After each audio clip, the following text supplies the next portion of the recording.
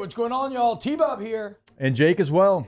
And you're about to watch a little OTB LSU. We're going to give you all the latest, greatest between LSU football, baseball, women's basketball, softball, and everything in between. Bottom line, if you want to talk Tigers, keep it locked, subscribe, like it, and we hope you enjoy it. Let's go to Brian Kelly's press conference yesterday, Jake. He was asked a question about the player that everybody cares about, probably because of his number, and that's number 53, Zalance Heard. He was asked about Zalance maybe moving into a starting role. Here's what Brian Kelly had to say. Well, he certainly has developed, just the understanding of the offense in itself, from terminology to technique to, it's college football. He's going to, there are guys he went against last year that, quite frankly, there was mismatches, maybe 80% of the time, 90% of the time, maybe 99% of the time. So now he's going up against Savion Jones, and he's going up against some pretty impressive football players. So that's a whole new thing for him to deal with. So the rigors of that, right? Each and every day. So he's going through a lot of that.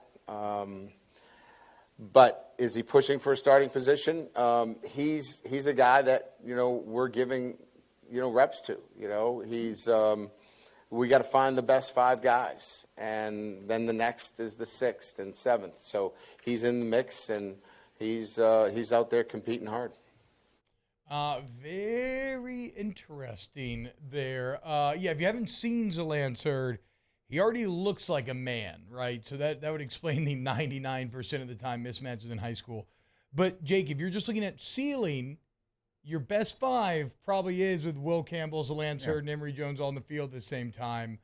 And I don't know, maybe Frazier's the odd man out in that case.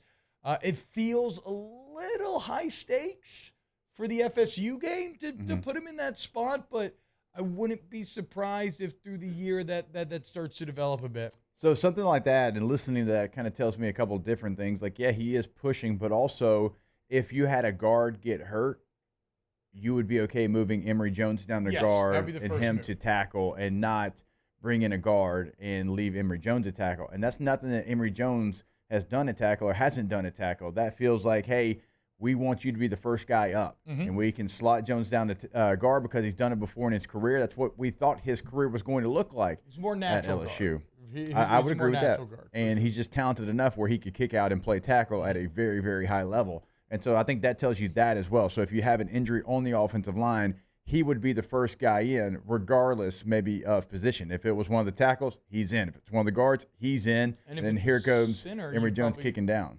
Bump over Dellinger, and so he's still in. Jones at guard, and then him at tackle. So he feels like he's the first guy up. And, in the NFL, you have to have that guy as well. You got to have a swing tackle, a guy that can play guard, a guy that can play all kind of different positions, and that's how you make the team, because you bring a lot of value. But here in college football, you don't have to have that situation. But when you have a guy like Emory Jones, who can be very versatile, it's a luxury to have because, okay, hey, you're a really, really good tackle.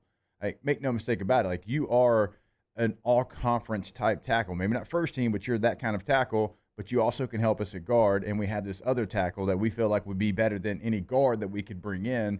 And so that's still, impressive. He's still impressing. And Will Campbell was somebody last year that did this. Emory Jones did this. You just don't see this all the time. And let's call it like it is. There's not a long lineage of great offensive linemen, NFL offensive linemen, I should say. That's disrespectful. No, I did not right. NFL You don't need to qualify. defensive offensive linemen in the last 25 years. We can spout the names off pretty quick. So the fact that they're bringing in guys that can play in the SEC as true freshmen and at the level that they played at last year kind of tells you how much different it has been at that position than the last 25 years. Wow, Jake. What incredible takes. I mean, those guys, they're just the best. I think so. And if you think so, again, hit the like button, subscribe, ring the bell so you get notifications when we post every single day here on OTB LSU.